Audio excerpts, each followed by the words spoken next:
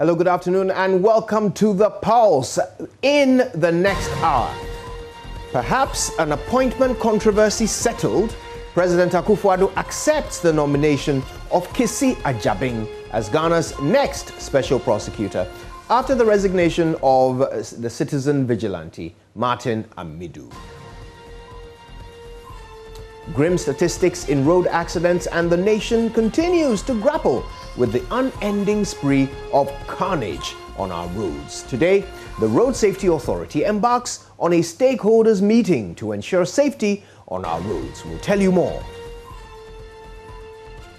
Also later on The Pulse is the people against the state. Conveners of Fix the Country meet high-powered officials of government ahead of an impending demonstration to demand better living conditions. What has transpired? Wait with us for details. Right, let's get started. This is The Pulse.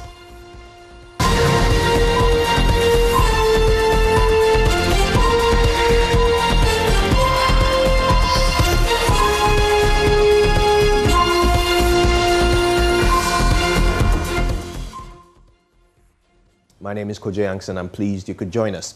Now, despite the significant investments made in tackling road accidents, the situation doesn't seem to be improving. New figures published by the National Road Safety Authority show 1,034 people died through road accidents between January and April this year alone. Now, it comes as the latest statistics from the authority shows 263 people lost their lives in road crashes in April alone. And of course, this afternoon, 100 road safety inspectors have been hired to ensure compliance with road safety rules. The authority at a meeting in Accra today explained hiring safety inspectors is part of a comprehensive strategy to reduce road crashes. Here's the head of the Regulatory Inspectorate and Compliance at NRSA, Kwame Kodia-Etiahine. We'll bring you that later. And shortly, we will welcome the Director of Legal from the National Road Safety Authority into the studio for a discussion on what to do to end the carnage. We'll also tell you what people are saying on social media about. Now, whilst officials continue to find ways of dealing with the crisis, more persons continue to be involved in crashes. On the Accra-Tema motorway, just this morning, there was an accident in which 5 persons are now confirmed dead and 15 others injured. Yesterday, JoyNews presented copies of the Crushed documentary to the Speaker of Parliament, Alban Bagbin, who says that he will get the House to formulate proposals to holistically deal with road crashes in Ghana. The documentary by Seth Kwame Boateng chronicled the horrific stories of road accident victims and the people living with the pain of road crashes.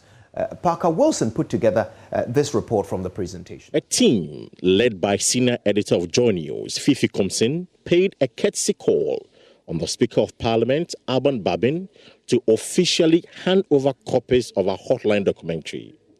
The documentary, written and produced by JoyNews Seth Kwame Boateng, revealed how innocent Ghanaians lose their lives through road accidents daily.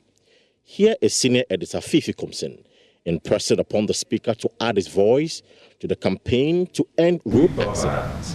It's necessary, it's imperative that once we put together this documentary and we broadcast it out there for the entire nation to see it, we also have to appeal to those at the high echelons of power, the important places in our society, to add their voices to this call to action to end the carnage on our roads. So today, we are very much excited because we have had the opportunity to speak to the man occupying the number 3 position in this nation, the Right Honorable Speaker. There's a reason we are here to present copies of this documentary to you, so you also have a look at it and possibly add your voice to this call to action to end the situation narrow roads. The Speaker first pleaded with the team to ensure constant broadcast of the documentary to spur people on to find solutions to this canker. Mr. Babin shared his own story about road crashes and how his seatbelt saved his life. I have had a number of near-fatal accidents. Members of parliament are always on the move. And those of us who are far off from the seat of government, Accra, usually have to overstretch our nerves and our sights to try to get to your destination before dusk. And so I had about 3 near-fatal accidents, but survived them just because I obeyed one of the guiding rules of a passenger, putting on the passenger belt. Because on the 3 occasions, even though I was using Land Cruisers, none of them could be recovered. But I came out unhurt because the belt held me to the seat. And that is the first lesson and the first advice I'll give to your listeners. That's important as passengers or even driver. You should not forget to always put your seat belt on. The Speaker, who also attributed the increase in road accidents to attitude of drivers, also vowed to ensure Parliament formulates a policy to deal with the canker. I know a lot has been spent in putting this together, and I just pray that you will get the results that you're looking for. Personally, what you think I can do to support it, I will do. And I will also want to get an opportunity for the House to at least take some action, not just through our committees, but dedicate a day to discuss it thoroughly and maybe come out with some proposals for government to implement. He believes the judiciary must review the sanction regimes for road offenders. I, for example, have been looking at a situation where we need to look at the sanctions regime. I think we need to look at it. And we need to bring on board the judiciary to understand the full implications of some of their decisions. I, as a lawyer, did a few cases before on road accidents, and the cavalier manner in which some of the fines are imposed doesn't encourage even the police CID to continue to investigate such cases. For JoyNews, I'm Kwesi Parker Wilson. Now, the National Road Safety Authority has been meeting stakeholders on this matter. The authority, at a meeting in Accra today, explained that hiring safety inspectors is part of a comprehensive strategy to reduce road crashes. The head of Regulatory Inspectorate and Compliance at the National Road Safety Authority, Kwame Kodua-Etuahene, is on Zoom with us for a conversation. Mr. Etuahene, these numbers are shocking. It's just getting worse. April, the worst month on record so far for this year. What are we not doing right? Mr. Etuahene, I hope you heard the question. If you can unmute your microphone so that we can hear you. Yes, thanks so much for the opportunity. I think that I'm happy you just spoke with the Speaker of Parliament. I'm happy the level of commitment he has expressed and the willingness to help deal with these matters from his level, especially trying to rally Parliament around and all of it.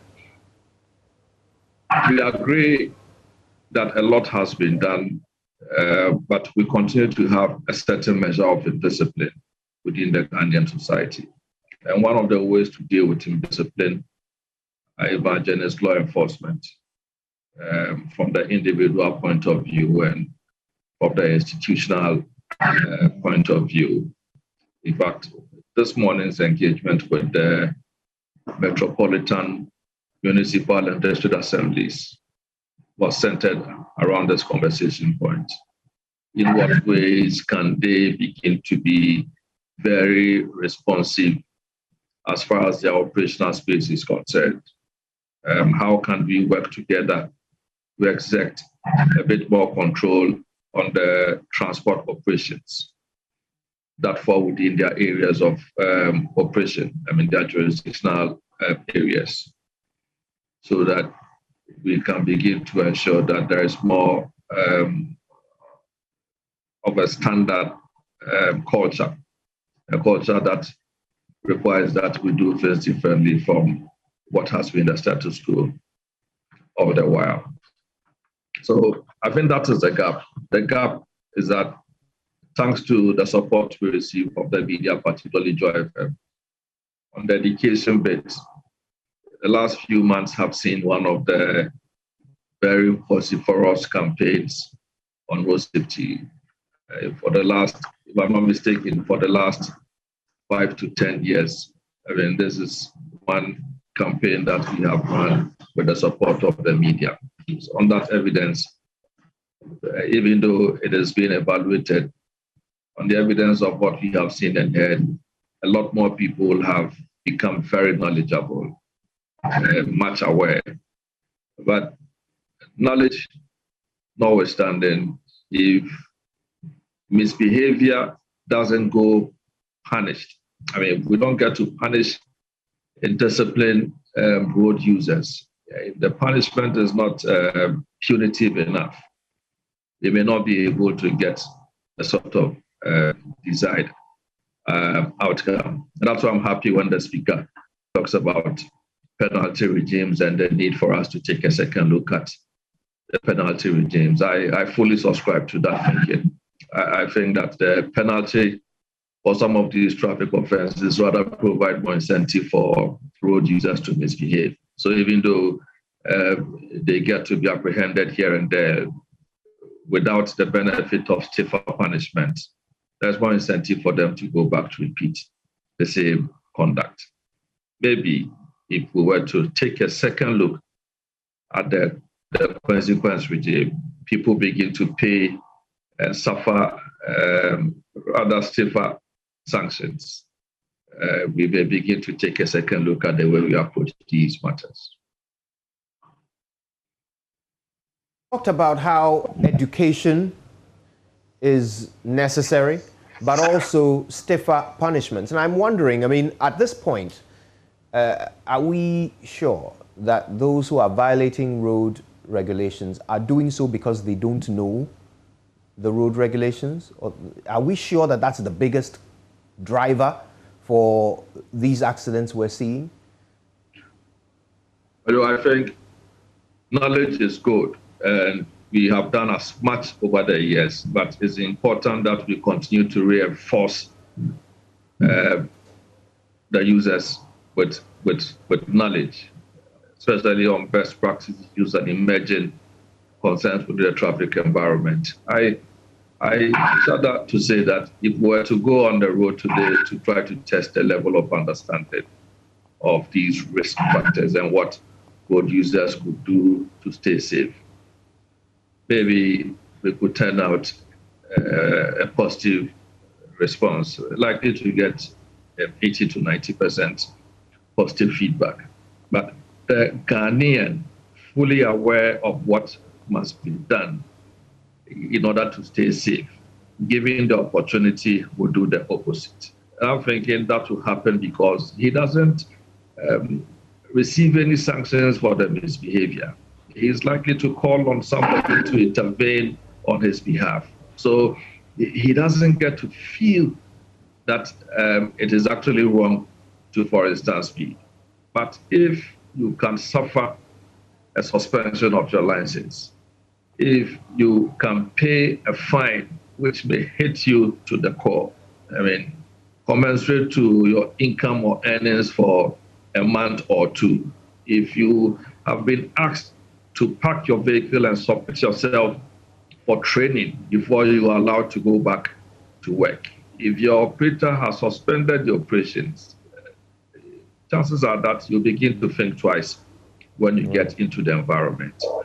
You'll notice that in 2004, when the Road Traffic Act was passed, out of public agitations, we conspired against ourselves and got Parliament to review the penalty regime in 2007. In the process, what we did was to whittle down the penalty regime by 90%. By 90%.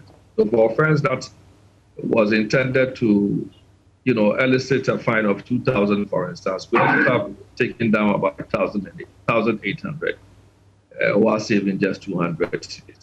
So, and but hardly is it the case that you go to the motor court and you get to suffer custodial sentence, even though that opportunity exists. The courts have always exercised the discretion to issue fines other than custodial sentences. But these fines, with all due respect, I think provide more incentive. They are not biting enough. They provide more encouragement at the very least for these non-abiding law citizens to continue to indulge in these conducts. Education is important. We have done sufficiently well. We are continuing to do that. We are looking at expanding the frontiers of the Arrive Alive campaign. But we need to complement that with very stringent enforcement program. And that's where the punishment regime come in from the individual road user perspective. From the institutional point of view, we are beginning to lay the necessary systems which will allow for the authority to exact more control on institutional irresponsibility, where institutions will have to be sanctioned by way of administrative penalties. Those that are permitted and licensed have to suffer suspensions or revocations of their permit and licenses, just so that we get to do things right, to complement the efforts that we have put into educating the road users. Right. So now I hear a focus on stiffer penalties. Now, so many of us have followed vehicles that are violating road regulations. Perhaps they don't have tail lights, or they don't have proper license plates, or they are driving erratically. And we see them being waved through at police checkpoints. So, indeed, stiffer punishments are necessary, but should that be the first step? If the police are not even arresting them and prosecuting them, what good is a stiffer punishment?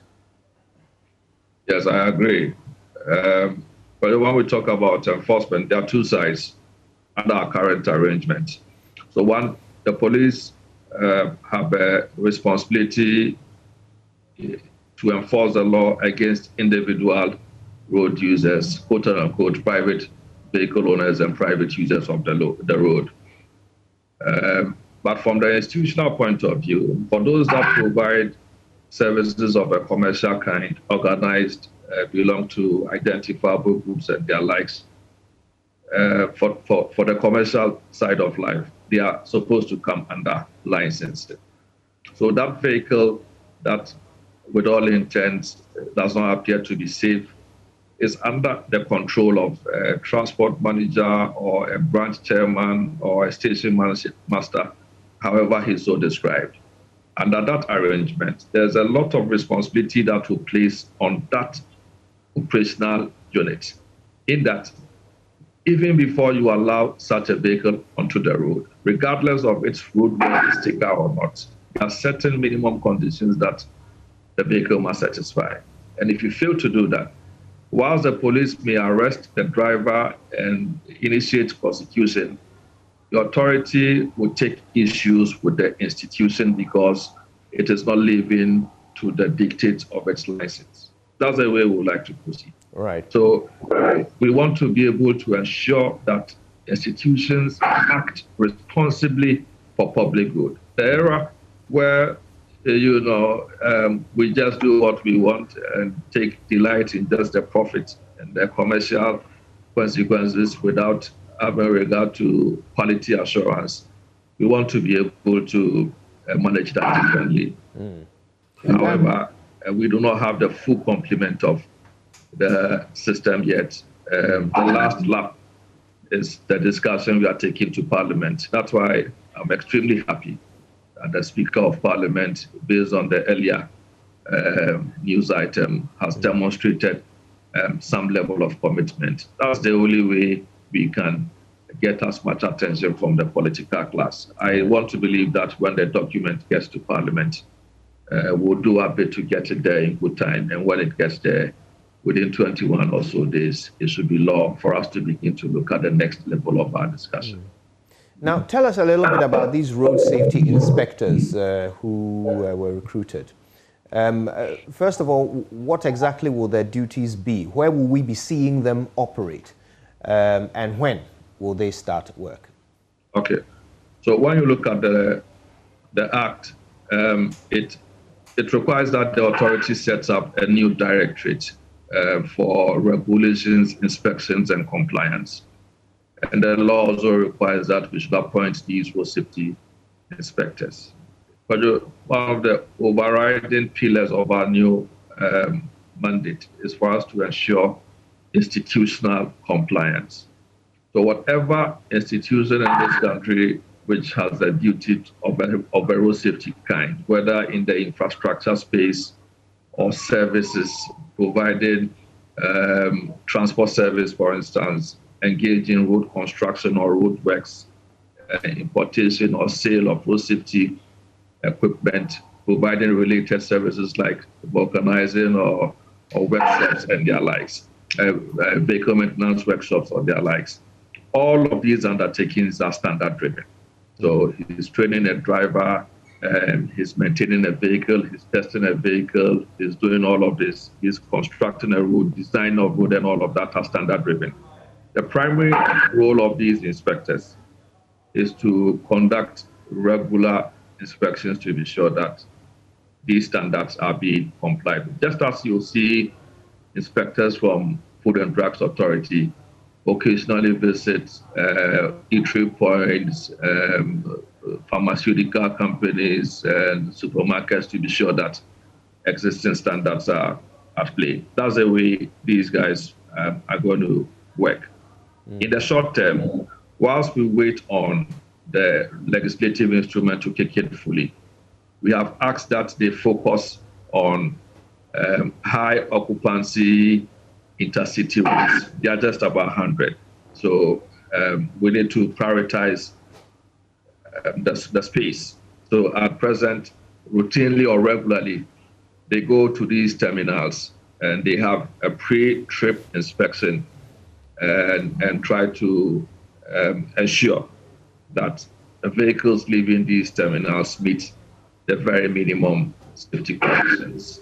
This morning, I have heard about the story involving a vehicle on the motorway. Preliminary report suggests that it was out of a tight condition.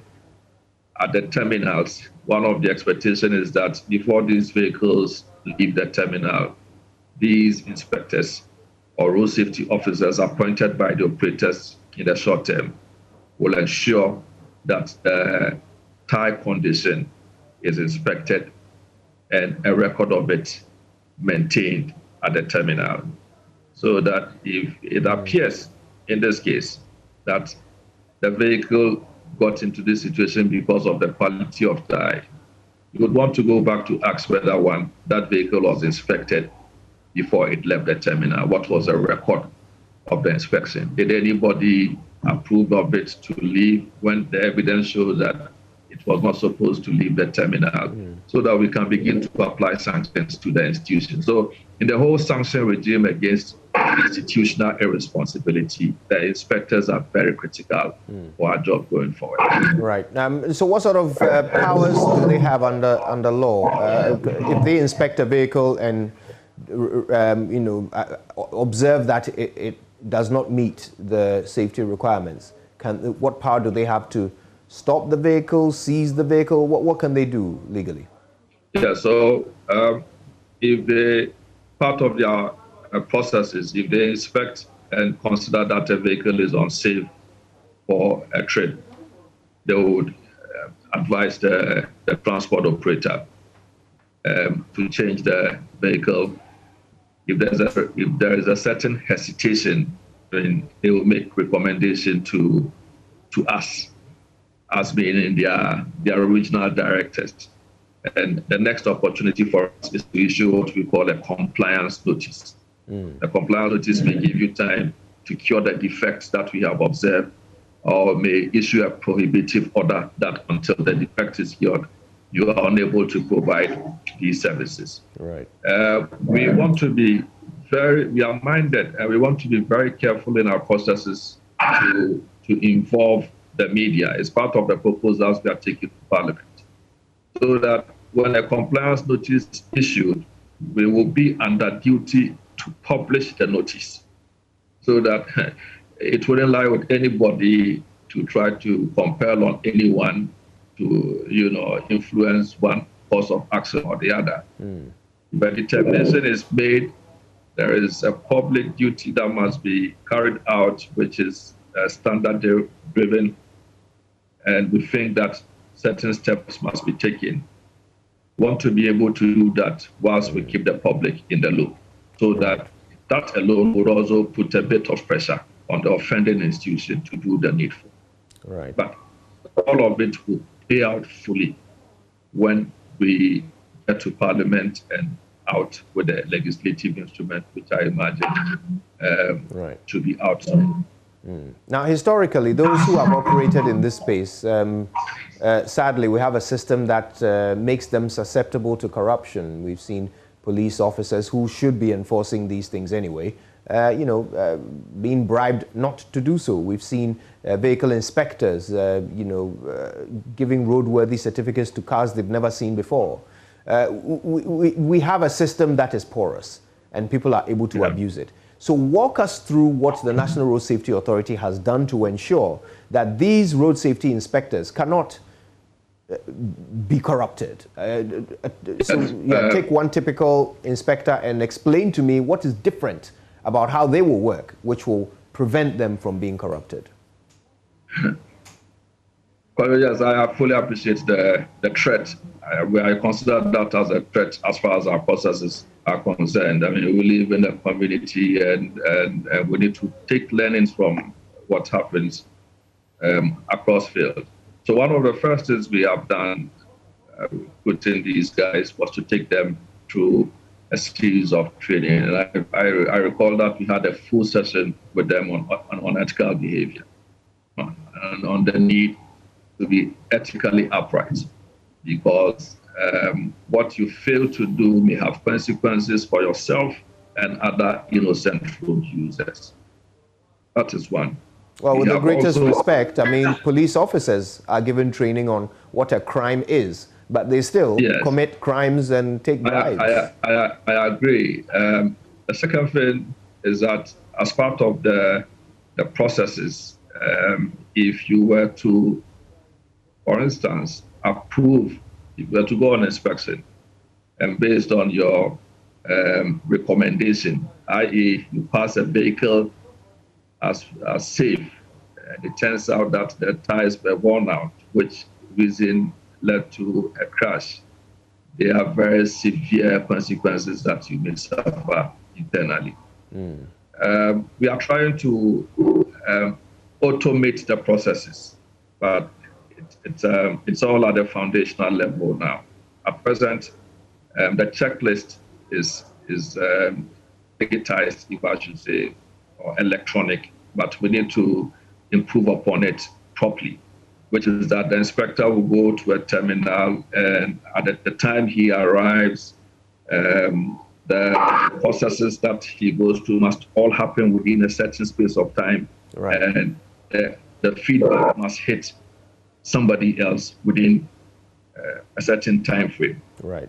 The decision to issue a notice or not will not rest with the inspector who goes to conduct the inspection. That judgment, assessment will be made by a different person based on the information that is made available to from the inspections. Right. These are early days yet, but we are fully aware of this threat. We are looking at ways to be able to tighten up the gaps in order to avoid the unpleasant opportunities that recalcitrant quote-unquote inspectors may try to exploit. Right. We are happy to receive comments and suggestions from the public.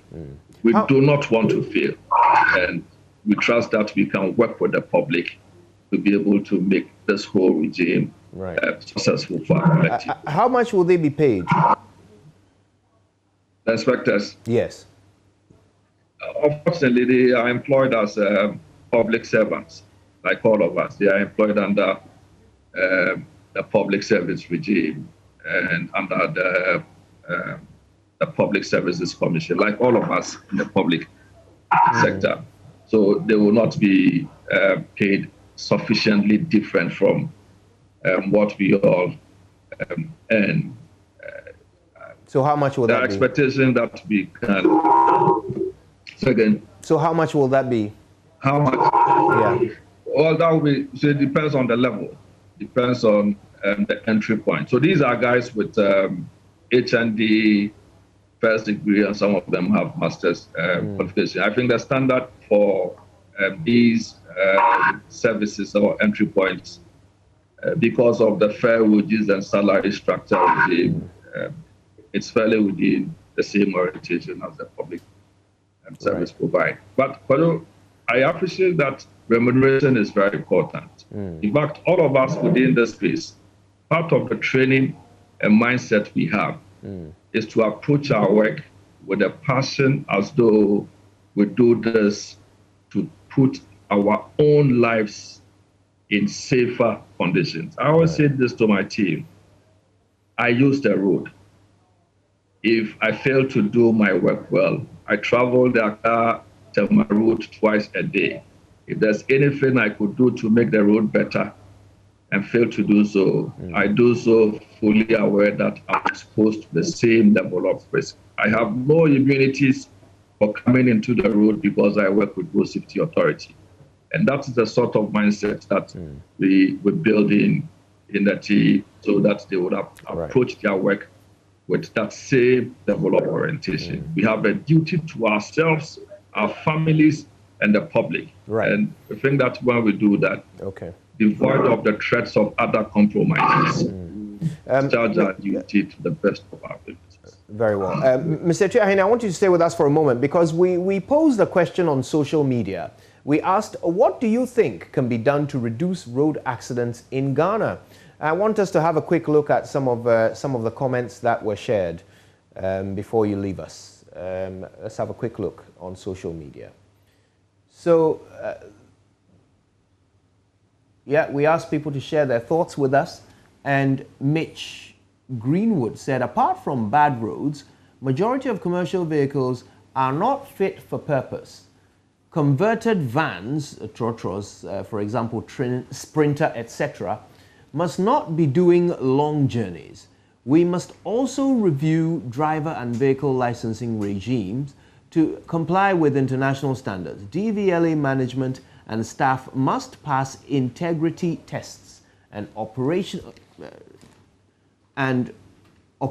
protocols must be reviewed. MTTD personnel need to be affixed with body cams for proper monitoring. Ibrahim Mohammed says, fix the roads. How many double lanes do we have from one city to the other? When was the last time an accident happened at the Nkoko-Accra bypass? I am surprised the regional leaders are quiet about our roads. Chum Akwesi says, dualize most of our roads. Strict adherence to road regulations is also paramount. Inspection and education for commercial drivers is also important. And this is by Bialogo Emmanuel, who says it is simple, dualize all the major roads. Tajunson Alessandro says government must outlaw all trotro and government must provide public transportation in all parts of Ghana. In doing so, it will reduce the traffic situation. and government can manage the increment of fares and employ qualified drivers who will take refresher courses. This was done in Brazil before. All right. Now, I think we still have Mr. Tiahini, do we? Or have we lost him? Okay. But I want us to quickly hear from the Executive Director of Road Safety Advocates, Ghana, Nana Ano Amihia, before I get your final comments, Mr. Tiahini. Now, Nana Amihia is convinced that digitization is the way to reduce road crashes. He spoke earlier on News Desk. I've gone past those medieval times where the policeman will stop a vehicle for speeding and will put speeding tables on the roads. Those are not working. But what do? We are luckily, the 21st century, we are in a digital era. And digital era means that we're doing things electronically and biometrically. See, once you're biometrically registered with your driver's license, you have this telephone. It's the telephone that I hold here. If the Americans want to pick me up and kill me, they will use the GPS system because that's, my phone is with me. They'll pick me up and kill me. So if we are lucky that we have now digitalized, or we are in the process of digitalizing, why don't you bring that onto the road environment? If you bring that onto the road environment, the idea of putting these speed tables, as if you travel outside Ghana. Where else outside Ghana have you seen these speed tables on trunk roads where vehicles are doing 100 kilometers an hour and you go and you have to come to a grounding stop before you start again and all that? That lends itself to armed robberies and stuff like that. Speed tables for coming down the traffic for the speeding motorists. Look, electronically you can put just one rope here, one there, one here, and they have attached to a camera. When the vehicle goes past it, it records the speed. And you have this unemployed youth, whatever, he goes 100 meters up there, you have a team there, they will stop him, and they do a spot fine. And when you dent the pocket of these offenders, they will not do those things again. The safest transportation system, passenger transportation system, is the air. By air, the statistics have it. The next one is rail. Rail, how many times do you hear that there's a rail crash that has killed so many people? So, when you replace your railway system in the 60s, going to the 70s, when we were all students, when we vacate from school, we wear our blazers and whatever. Those who have it, they go with state transport. And then those of us who were Mobrowa, we go on third class in a sleeper from Kumasi to Takrady. It was nice, jolly ride and whatever. You go safely, no accident, no incidents. But we've managed in the 80s, we killed off the railway system and replaced it with road transport and relying only on road transport for vested interests. For that reason, the roads now, the roads are not even worthy for the vehicles that we have, and the vehicles too are not worthy for the roads.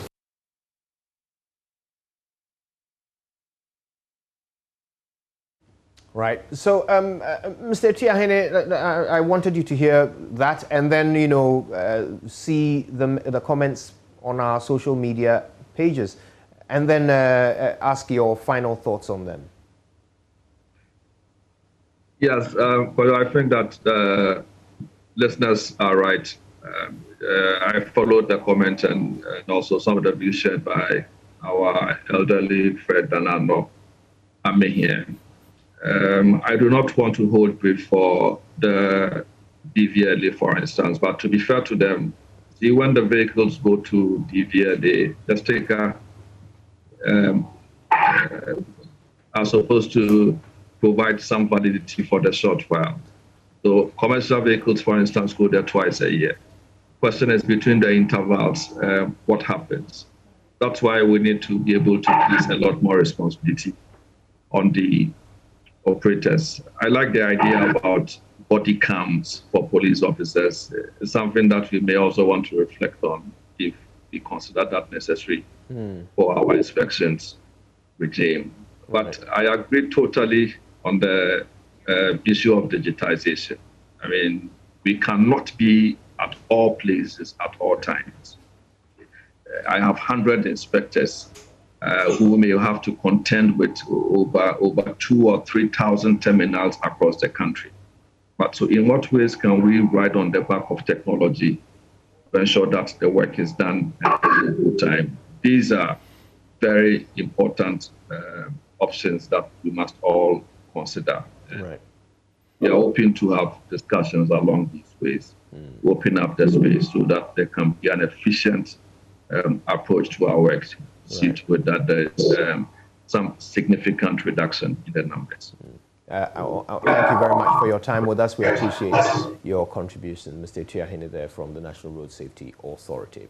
Now, let's stay on roads for a bit, because until a year ago, the Hachu-Agbogba stretch was a traffic-free route and provided an alternative for residents of Pantang or Yarifa, Old Ashongman and Agbogba who wanted to avoid the main highway to the central business district of Accra. But the situation is no longer the same, as motorists now endure traffic hours on end due to a contractor's decision not to return a 10-meter part of the road to its original state after cutting through it to expand a bridge on the stretch. Now, as my colleague Elton Brobe reports, aside from causing enormous traffic during rush hour, the area has also become an accident hotspot.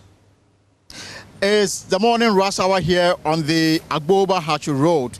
Now, this road stretches all the way to Pantan, Abokobi, and it's a very busy road. And for those who live on this particular stretch, especially I'm talking about Abokobi, I'm talking about Pantan, I'm talking about Oyarifa, this particular stretch, constructed some 10 years ago, has always provided a shortcut all the way to the central business district. If you want to avoid the traffic on the Medina Road, this is your best shot. But in the last 1 year, this road has become a major traffic prone. The reason is very simple. A year ago, government decided to award a contract for the expansion of this particular bridge, because until this bridge was expanded, this bridge had experienced a lot of flooding. So government thought it wise to allow for the expansion of this particular bridge. And as you can see, the bridge has been expanded. It is now able to take in so much water, addressing the flooding situation in this particular area. Now, in the expansion of the bridge, the contractor decided to cut through this asphalted or bitumen road, which is about just 10 meters, and then to allow for unimpeded works. So this particular stretch was blocked to vehicular traffic. Now, it's been 8 months since work came to an end on the expansion of the bridge. But the effect of the construction is what we are seeing here. The contractor, in his own wisdom, it is difficult to explain, decided not to reverse the road back to its original position before the cutting to ensure the expansion of the bridge. And the effect is what you are seeing today. Every morning, for productive hours, many of it is lost through vehicular traffic on this road. And the reason is just what you are seeing here. Just 10 meters of untarred road occasioned by the contractor who expanded the bridge to allow for intake of more water. And for many vehicle owners, it has become a morning routine for them to go through traffic, all because once they get here, all of them have to slow down their vehicle to ensure that they are able to drive through the untarred road, just 10 meters the untarred road, to be able to get to the central business district. And for many of them, it is a nightmare. For those who've done analysis on the impact of vehicle traffic congestion on human development, they say that it results in air pollution. It also can result in high blood pressure and other, ailments that, we can talk about. So how are people who live on this road, how are they facing this on a daily basis? Let's speak to some of the drivers who ply this road on a daily basis, the frustration they go through trying to avoid the traffic occasioned by the contractor decision not to return the road to its original position during the expansion of the bridge to address the flooding situation in this area. So Charles, we a taxi driver. Enti we na mu koma no pa bia anya sa ene anwumre. What dey mo hwe traffic no? Hwe traffic we yetimi di mo to 11. A high last accident because of the way rough road way accident. Finish nyame kwa anka be kunipa. Me be to so V8 Lexus. Osofu bi car, but me put body din. Amachi sa ade we dey high wa pa. Wo to shots na say. Do anti boys here mo na tegu akra na etimfa so. Traffic be bre de bia high. Yes, I buy some more my mind. You almost year quarry. Say, ya say, bridge on here. This is 2 years to cry. But you could 2 years into who near by your mind. What's out there? What traffic in a corner? The traffic. It's me deems this. Could see a short mind. So what Charles is telling us is that the situation here, which is as a result of the contractor's decision to cut through during the construction of the bridge, has resulted in uncontrolled traffic on this stretch, and as a driver, he has had to spend so much when repairing his vehicle as a result of the impact the road is having on vehicular movement, and there's also been some accidents on this particular stretch. Me want to say, you may be also, and you may quite serious. West, Massa, and you may would dodge baby, how dodgy baby, and ye, dodgy baby, and your traffic, but this is because see, Wisconsin, I Junction, how so you could see a short mind.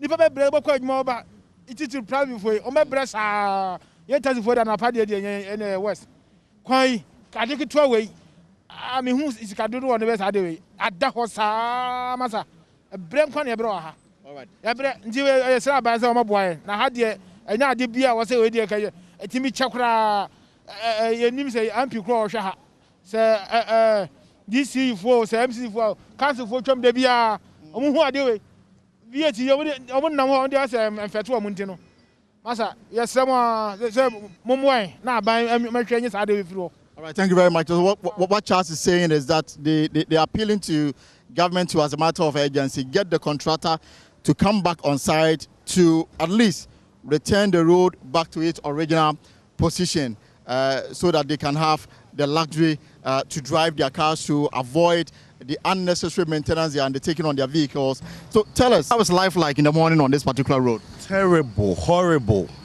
horrible. Every morning we would have to be in traffic for more than 30 minutes before crossing this path. Every morning. Why? Just this small thing over here that needs to be fixed. I mean, it's been here for almost about, yeah. And we don't understand them. What are our leaders doing to us?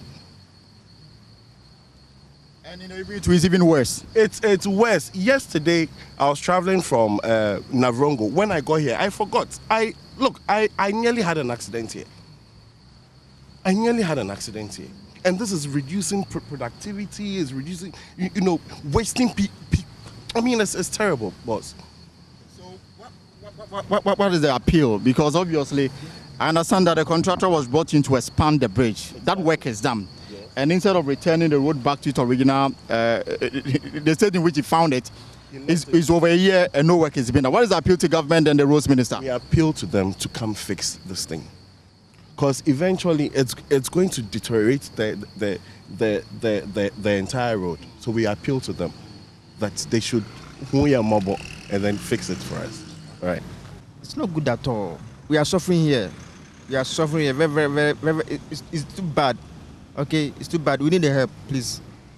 So for example, how many minutes or hours do you spend just to cross this 10-meter obstacle?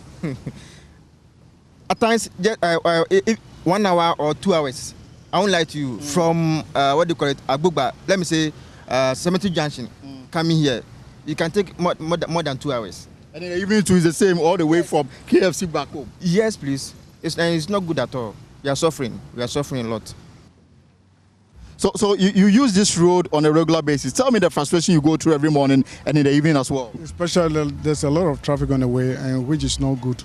I think the government have to do something better on the road, because there's a lot of people living here, and the traffic is too much. Sometimes you use about 2 hours before going to office, and which is bad. So I believe with this interview, I think the authority will take note of it, and they will come and do something better of this road. What we have realized is that the traffic is simply an issue of self-inflicted decision by a contractor who decided not to return the road to its original position. And the reason is this traffic. What do you want government to do to fix what has been left unattended to? I don't know, maybe they have given the road to the contractor whereby it's not come to do the job or because of financial issue, I don't know. But I think with this interview, I believe that the government will take notice of it and come and do something better on the road. Because it becomes so much frustration.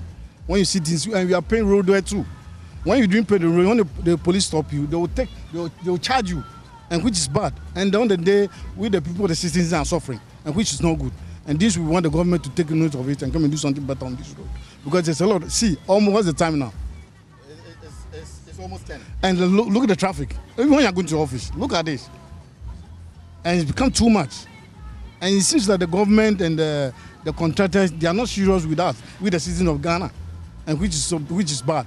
The Hacho Agboba Road, which until a year ago was the place folks who wanted to avoid the Medina traffic would use to get to their final destination, has also become a major traffic destination simply because of the actions of a contractor.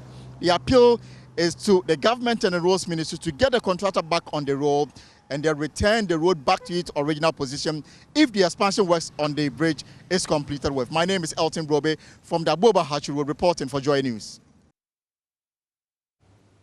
Right. In a moment, we'll tell you how we're one step closer to having a new special prosecutor. That and more on the pulse after these messages.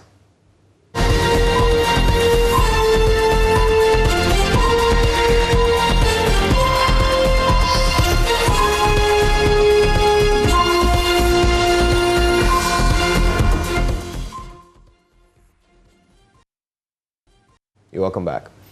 President Akufo-Addo has accepted the nomination of Mr. Kisi Ajabing as special prosecutor and has written a letter to the Speaker of Parliament, Right Honourable Alban Bagbin, seeking Parliament's approval of the appointment. President Akufo-Addo accepted the resignation from the office of Martin Amidu as a special prosecutor on the 16th of November 2020, and in accordance with Section 13(8) of the Office of Special Prosecutor Act 2017, Act 959, he is required to appoint a replacement within 6 months of the position becoming vacant. To this end, the Attorney General Godfred Yabuadame on the 16th of April nominated Mr. Ajabing under Section 13(3) of Act 959 to the President for consideration as the second occupant of the Office of Special Prosecutor. Joining us on the phone is anti-graft campaigner VITUS AZEEM. Mr. AZEEM, thank you for your time. Does the approval and acceptance of the nomination by the President come to you as a surprise? Well, no, I don't think so, because I don't believe that the Attorney General could have just on his own decided on Mr. Kisi Ajabing without discussing it with the President. I think it was just a formality that they were going through. So I'm not really surprised that the President has accepted. Although, of course, concerns were raised when the man's name popped up, and people gave various reasons. And some of us thought that, well, maybe the President needed to give a second thought to that the nomination, considering the issues that had come up. But of course, as I said, I believe that the President would have already more or less endorsed it before it was made public. Now he will be vetted by Parliament. What are the areas and issues that you would expect Parliament to probe when he comes before them? Well, I think one has to do with his partisanship, whether he belongs to any party, he has any affiliation, the registered member of any party at all. Two has to do with his involvement in things that were before the Office of Special Prosecutor as a lawyer in his professional capacity, whether he was involved in it or not. His stance with regards to deals like the Japa deal and other deals that were in the public domain that people were raising concerns about. I think basically these are the three things that Parliament should concentrate on or would concentrate on. Of course, his personal life, his integrity, whether he's a family person, whether he's married, how many wives he has had, how many children outside wedlock. Some of those questions may come up, but I don't think they are very serious questions. Now, of course, he will be expected to take over an office that Mr. Amidu ran for almost 2 years, if I recall correctly. Do you envisage any difficulties similar to the ones Mr. Amidu faced when he was there, in terms of getting it up and running, procurement processes that he had to go through in order to get the equipment and personnel that the office needed to get up on its feet, locating an office, all of that? Do you expect Mr. Jabing to face similar challenges if he sails through and becomes the next special prosecutor?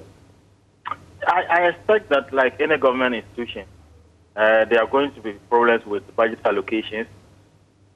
But I believe that they will give him priority, considering the fact that Amidu was a member of an opposition party, and probably was put there to get the confidence and the trust of Ghanaians with regards to the office. And this person is probably put there for very different reasons.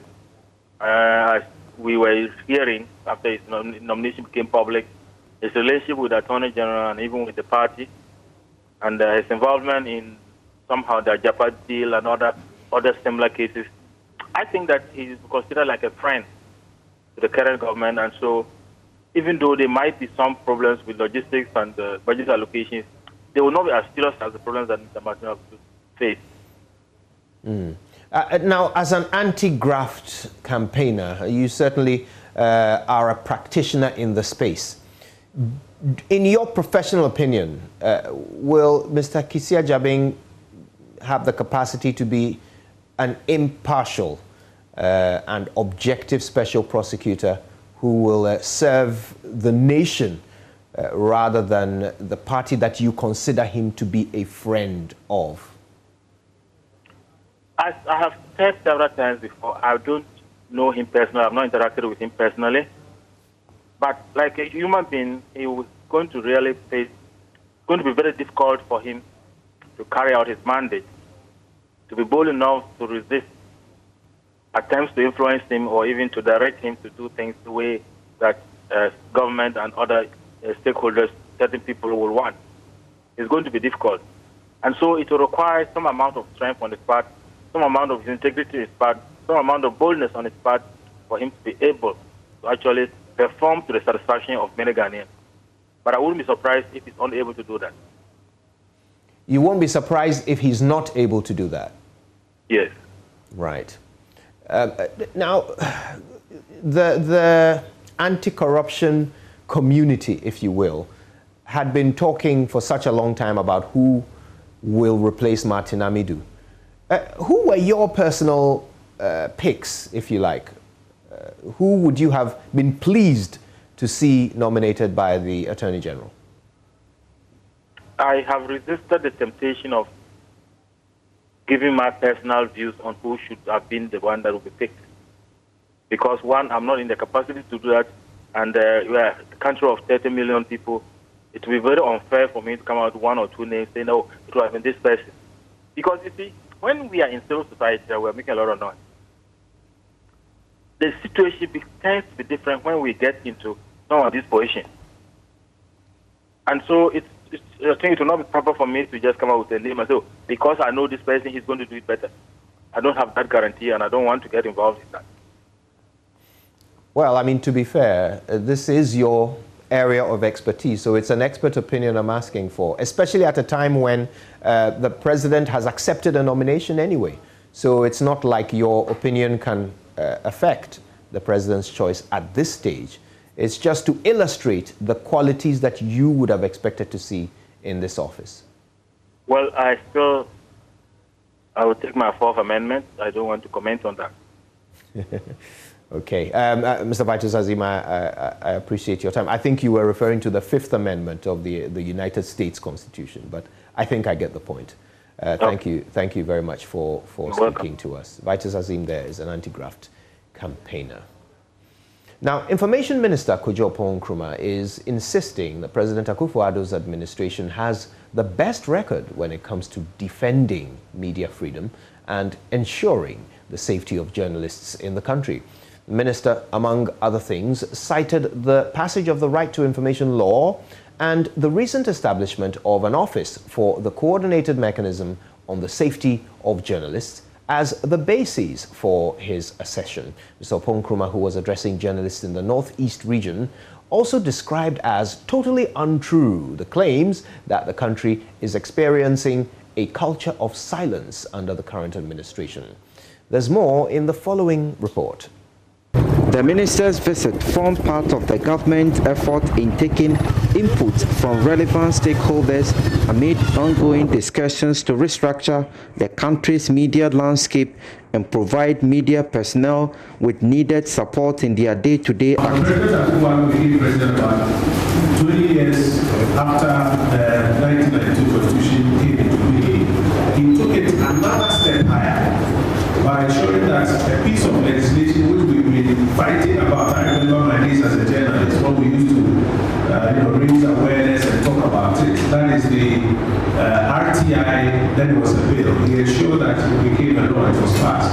Just yesterday, after Cabinet approved the coordinated mechanism on the safety of journalists and asked that we hand it over to the National Media Commission to implement, we opened up an office in Accra to open an office for the coordinated mechanism for the safety of journalists in Accra. It's a single place where, as we keep hearing that this journalist says it's been attacked, this journalist says it's been intimidated, now we have a place where we can formally make a report where they can validate this initial report or allegation. And therefore, this claim that there's something called the culture of silence in this country cannot be true.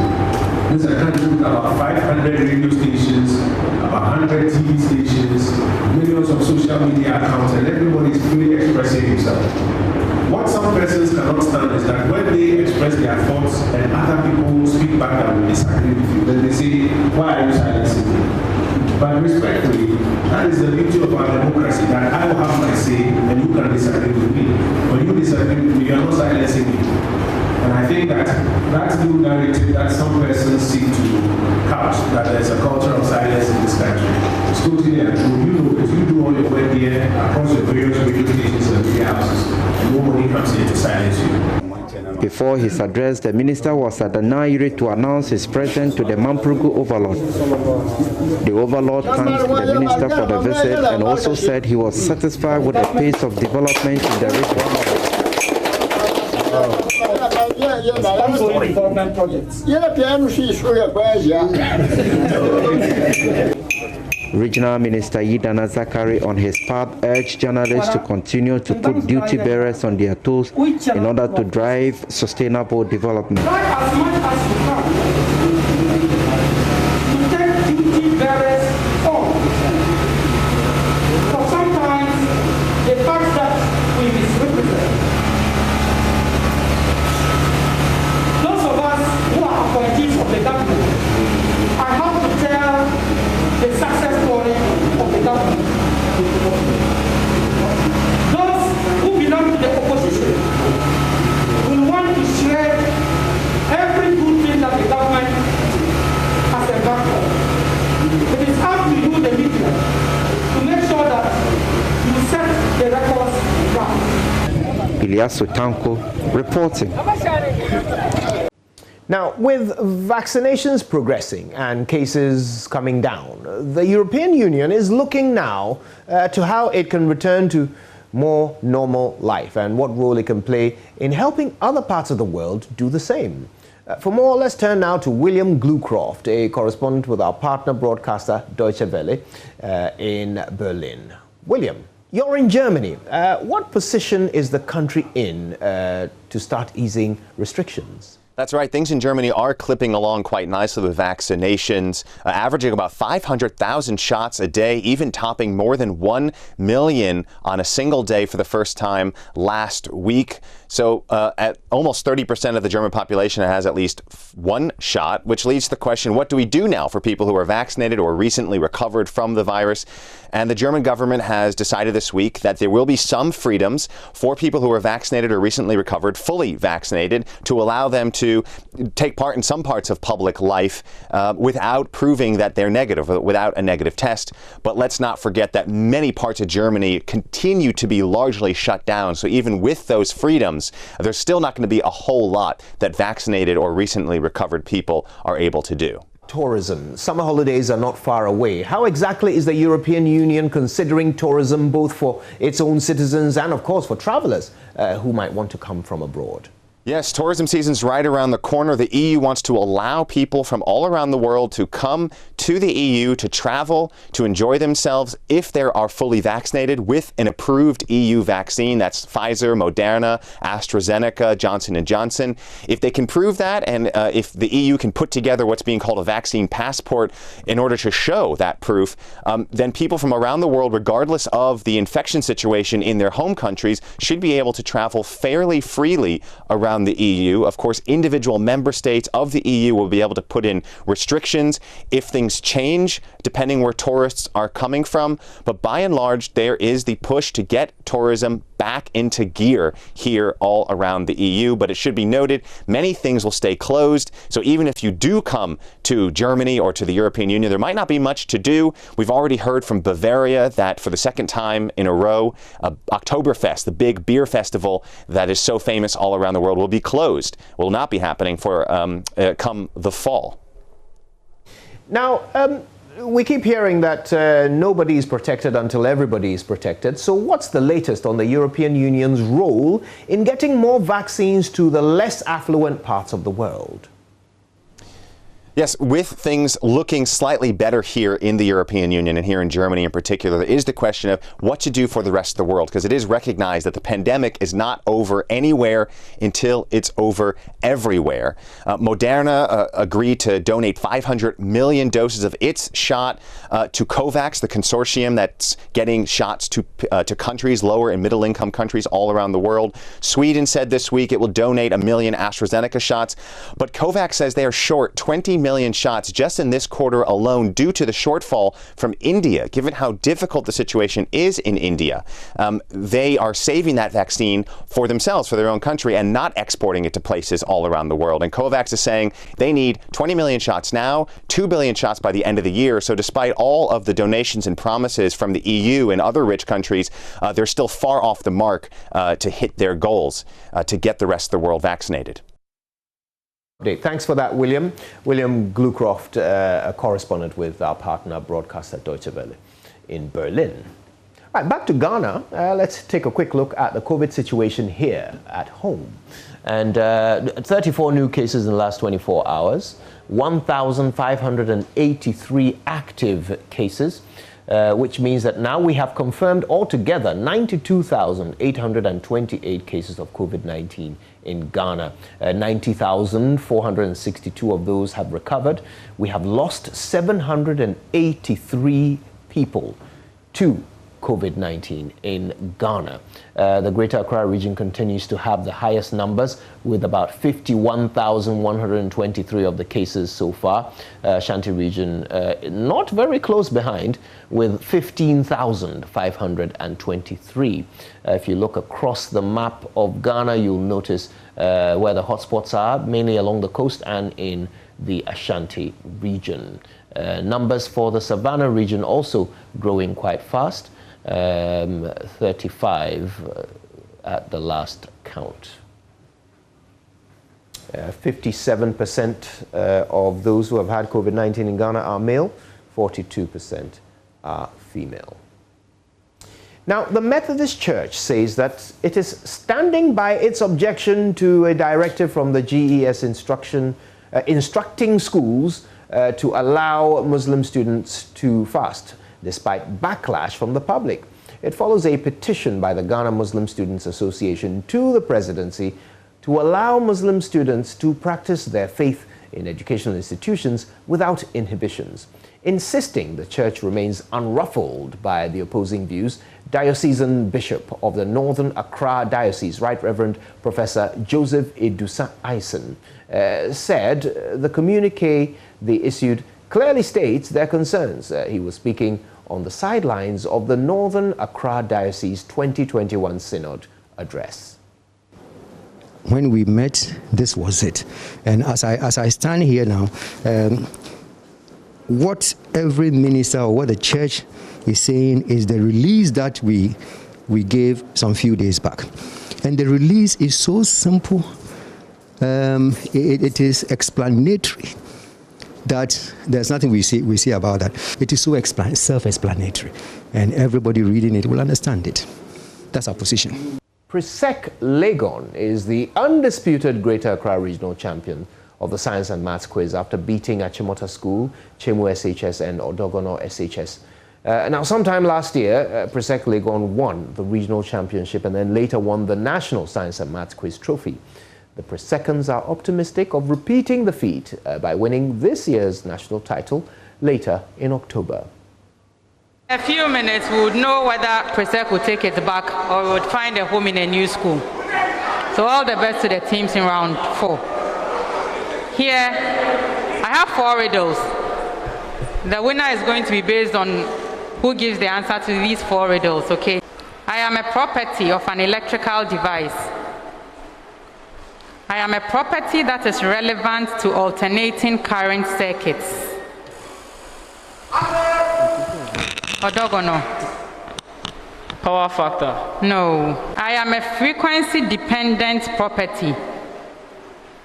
For capacitors, I vary as the reciprocal of frequency. Yes, Chemu. Reactance. Reactance, that's correct.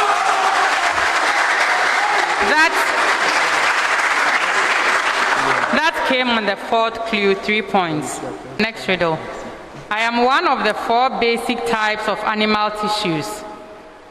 I develop from the mesoderm. I am found in between other tissues everywhere in the body, including Odogono. Connective tissue. That is correct.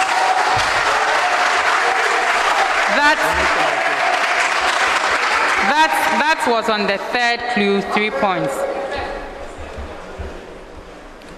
I am an element. I am usually obtained only by electrolysis. I am so reactive, I can attack precious metals such as gold and platinum if they are hot.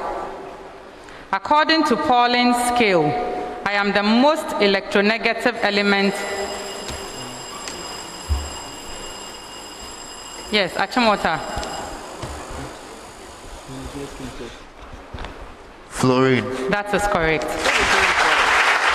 That came on the 4th clue, 3 points. Our last riddle. I am a rate of change. I am a vector quantity. I am a rate of change of the displacement. Yes, Achimota. Velocity. Velocity, that is correct. That came on the 3rd clue, 3 points. That brings us to the end of round 4. The end of the 4th round. Here are the scores. Odogono Senior High School, 23 points. Chemu Senior High School, 30 points. Achimota School, 37 points.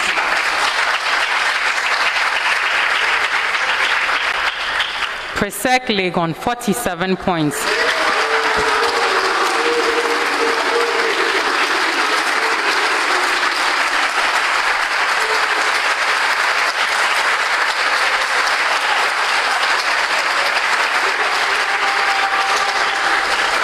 They are the teams to watch.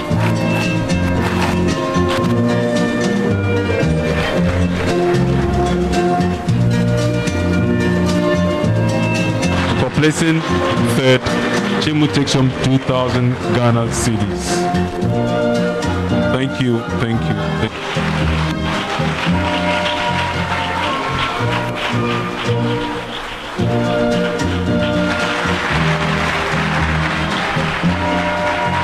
So, Prisek Legon are the Absa Bank Greater Accra Regional Champions for 2021. Last year, the picked the trophy again and went on to win the national championship. As to whether we will see the same story being told, God will determine it.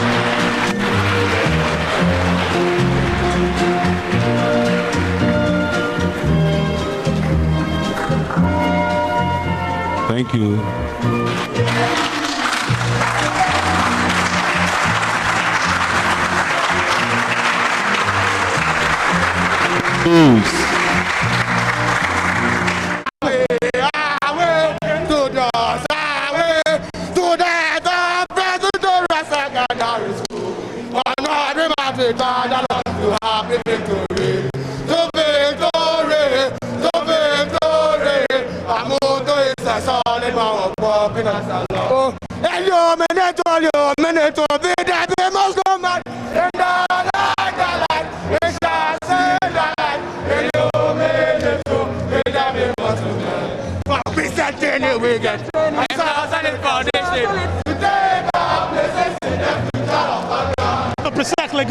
Undisputed champions of the Greater Accra Regional Championship. Presec Legon, undisputed champions of the Greater Accra Regional Championship. Okay, blue. Great, fantastic. Tell me. It feels very normal because we know we are in for the trophy. Our aim is Christ and our outcome is Christ. When you have God, you don't lose. See, watch out for the seventh seal. The seventh seal is here. The seventh seal is here. Okay, I can see that. Benjamin Nunu. Okay, Benjamin Nunu. You're A.K.A. Sapero. Okay, great. Talk to me. What is the feeling like for you guys? Oh, it's so great. We are so joyous today. Okay. God has been mindful of us. He has once again handed over the trophy to us. Okay. Just as it happened last year, we are going to repeat the same feat. Okay. You know, we won the regional competition, and then we went ahead to win the national. It is the same story. Okay. The same story. So I told you last, if you remember, I told you last time that we were going to take.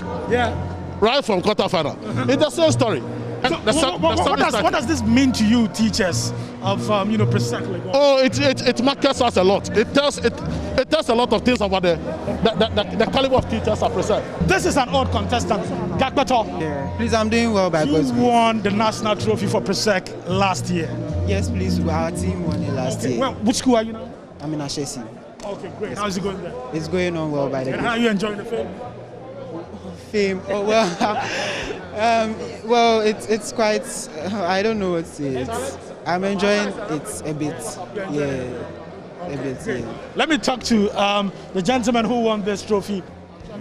It's an amazing feeling. I think that it's a sign of greater things to come. That we are going to go bigger and then come stronger in the national science and math quiz. So what should we expect from you in the national competition? Improvements. And taking the trophy again this year. Taking the trophy again, making it 7 for Presec. Yes, please. So what? Let's talk about 7? Yes. Agenda, let's talk about 7 has been launched. 7 is on the way. Thank you, gentlemen, and congratulations. Remember that in 2020, they won the regional competition and then went ahead to win the national competition in October.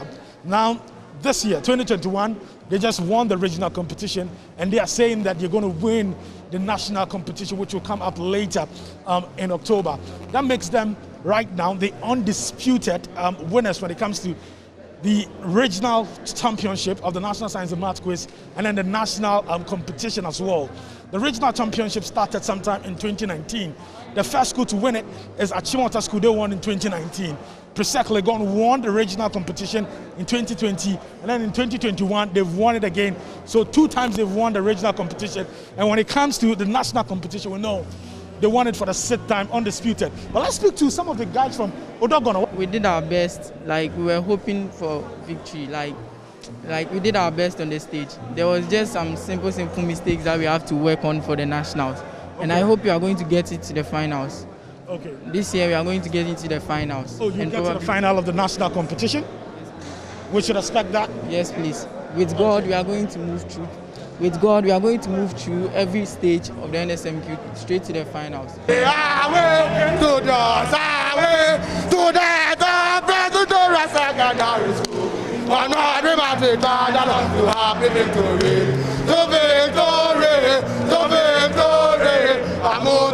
Solid Oh, hello, meneto, be there, be must go mad. And we shall say that. Hello, meneto, be there, be must go mad.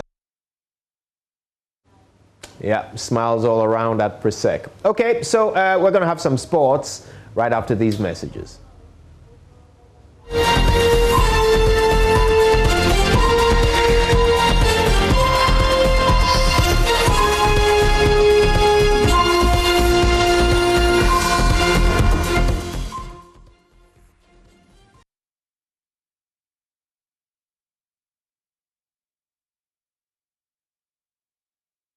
And that's how it all ends here on The Pulse. But of course, news never ends. There's so much of it on myjoyonline.com, including these stories. Akufo-Addo accepts Kisi Ajabing's nomination as special prosecutor, seeks parliamentary approval. Also, seatbelt has saved me 3 times, Alban Bagbin tells Joy News. Also, woman allegedly murders elder sister over a piece of land. All the details on My Joy Online, including the details of this one, claims of fasting affecting health, unfounded. Islamic Medical Association of Ghana tells us that. That and more on myjoyonline.com.